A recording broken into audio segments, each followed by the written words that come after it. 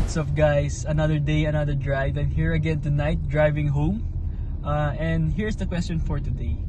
Who pays our taxes?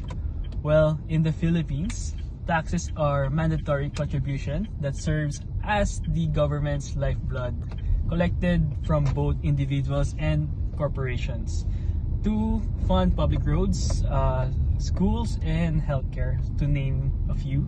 Under the train law, income earners contribute through a progressive system. Those earning over 250,000 annually pay personal income tax deducted from their salaries, while those below this threshold are exempted.